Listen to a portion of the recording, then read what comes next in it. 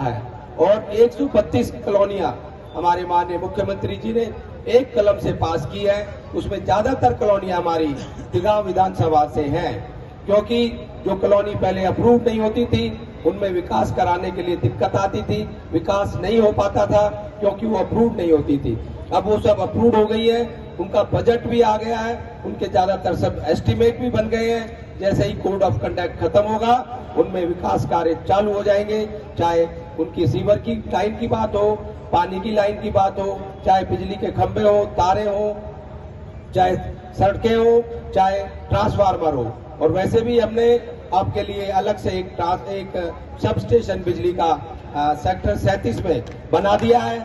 अब बिजली की दिक्कत इतनी नहीं है जो पहले 14 से पहले हुआ करती थी। पहले तो नहीं आया, ट्रांसफार्मर थे, ना खंबे थे, ना तार थी, ना गलियां कोई पक्की थी।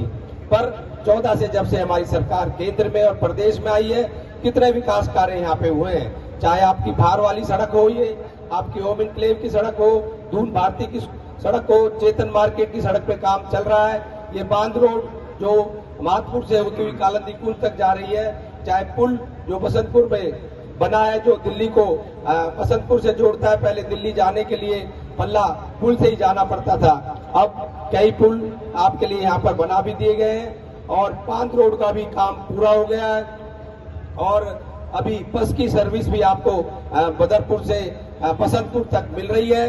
और इस तरह से बहुत सारे कार्य, 22 बेड का हॉस्पिटल, हमारा सेठपुर का स्कूल अपग्रेड सीबीएसई पैटर्न पर अभी पढ़ाई हो रही है, उसकी नई बिल्डिंग भी बन गई है। इस तरह से बहुत सारे काम हुए हैं। मैं ये भी मानता हूं कि सब काम अभी पूरे नहीं हुए। जैसे ही हमारी सरकार तीसरी बार जैसे आ रही है, कोड ऑफ कंडक्ट खत्म होगा, वो मैं आपको पूर्ण विश्वास के साथ विश्वास दिलाता हूं कि सारे काम आपके पूरे करेंगे। और आपने तो हमेशा ही भारतीय जनता पार्टी को यहाँ से जिताकर भेजा है।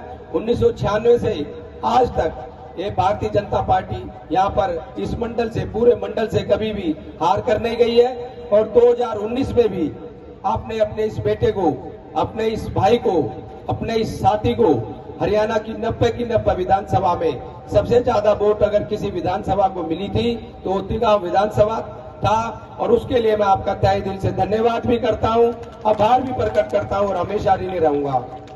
और जो प्यार, जो समझ आए हैं, हमारे उत्तर प्रदेश उत्तराखंड के ढेर सारे साथी यहाँ पर इकट्ठा हैं। उत्तराखंड भी हमारे परिवार का सदस्य है, उत्तराखंड के साथी भी मेरे परिवार के सदस्य हैं। उत्तर प्रदेश में हम एक साथ रहते थे, लेकिन विकास के लिए, डेवलपमेंट के लिए उत्तराखंड को भी अगर किसी ने बनाने का काम किया है तो भारतीय जनता पार्टी ने बनाने का काम किया, दूसरा कोई नहीं बना पाया। इसलिए मेरे उत्तराखंड के लोगों, भाई बहनों, मैं आपसे कहने के लिए आया हूं कि सब लोग इकट्ठा हो जाओ, 36 बिरादरी के लोगों को इकट्ठा कर दो। भारतीय जनता पार्टी के हमारे लोकप्रिय प्रत्याशी आदरणीय राजेश नागर जी को एक तरफा प्रचंड बहुमत से जीत 5 तारीख को सुनिश्चित कर देंगे। मुझे पता चल गया जिता तो आप दोगे। एक विनती आपसे करने के लिए आया हूं, चुनाव परिणाम के बाद राजेश नागर जी जीत करके जब आपके पास आएंगे तो एक न्योता भी मैं आपको दे करके जा रहा हूं। आज सब चुनाव के बाद अयोध्या में प्रभु राम लला के दर्शन के लिए आइए। राजेश नागर जी आपको अयोध्या लेकर के आएंगे। अयोध्या धाम में राम लला के दर्शन की पूरी व्यवस्था करने का काम आपका भाई करेगा। उत्तर प्रदेश में आपका हम सब स्वागत करते हैं। आप सबकी जिम्मेदारी है, माननीय मोदी जी के नीतियों को देखते हुए, जन जन को जोड़ते हुए, जाति धर्म संप्रदाय से ऊपर उठकर 5 तारीख को हमारे भाई राजेश नागर जी को जिताने का काम करें। इन्हीं शब्दों के साथ मैं आप सबका बहुत बहुत धन्यवाद ज्ञापित करते बात समाप्त करता हूं। भारत माता के। उत्तर प्रदेश सरकार श्री ब्रजेश पाठक जी के लिए एक बार जोरदार तालियां मित्रों। उनके साथ श्री विनोद कटियार जी सह प्रभारी जो फरीदाबाद में है और विधायक है कानपुर क्षेत्र से, जोरदार। आज आपके बीच में